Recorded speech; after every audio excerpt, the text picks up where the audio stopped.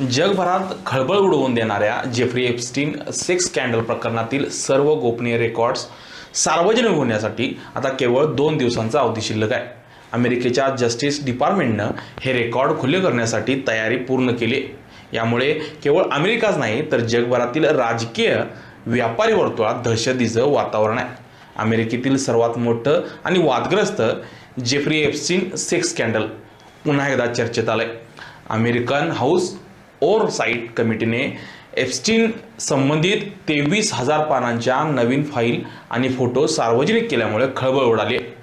या नव्या खुलाशामध्ये अमेरिकेचे विद्यमान राष्ट्राध्यक्ष डोनाल्ड ट्रम्प, माजी राष्ट्राध्यक्ष बिल क्लिंटन आणि बिल गेट्स यांच्यासारख्या प्रभावशाली व्यक्तींची देखील नाव असल्याचं समोर आलंय। प्रसिद्ध होत असलेल्या कागदपत्रांमध्ये एप्स्टीन ईमेल्स, यांच्या खासगी विमानाचे फ्लाइंग लॉग्स आणि काही न पाहिलेले फोटो समाविष्ट आहेत। ईमेल्समध्ये ट्रम्प यांचा उल्लेख असून त्यांच्याशी एप्स्टीनच्या असलेल्या संबंधावरून अनेक प्रश्न उपस्थित केले जात आहेत। तथापि ट्रम्प यांनी यापूर्वीच सर्व आरोप फेटाळले असून आपण एप्स्टीनला क्लबमधून हाकलून दिले होते असा दावा देखील करण्यात आला आहे।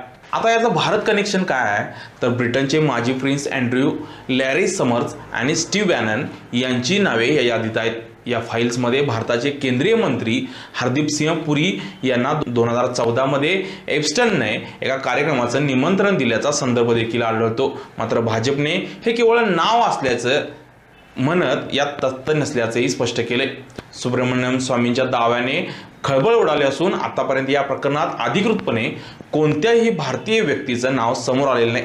मात्र भारतीय राजकारणातील ज्येष्ठ नेते सुब्रमण्यम स्वामी यांनी एक मोठा दावा केलाय। स्वामींच्या मते आगामी 2 दिवसात सार्वजनिक होणाऱ्या फाईल्समध्ये काही भारतीय मंत्री, माजी मंत्री आणि विद्यमान खासदारांची नावे देखील बाहेर येऊ शकतात। त्यामुळे या दाव्यानं भारतीय राजकीय वर्तुळातही आता चर्चेला उधाण आलंय। आता प्रश्न येतो की जेफ्री एप्स्टीन कोण होता? जेफ्री एप्स्टीन हा एक अमेरिकन फायनान्सर होता ज्याच्यावर अल्पवयीन मुलींची तस्करी आणि लैंगिक शोषणाचे गंभीर आरोप होते। 2019 मध्ये तुरुंगात असताना त्याचा गूढ मृत्यू झाला। तेव्हापासून त्याच्या क्लायंट लिस्टबद्दल जगभरात उत्सुकता होती आणि भीतीचं वातावरण देखील आहे। गेल्या काही दिवसांपासून दिल्ली दरबारी खळबळी सुरू आहेत। ही खळबळ यासाठी आहे का, असाही सवाल आजच्या घडीला आहे। तुम्हाला काय वाटतं?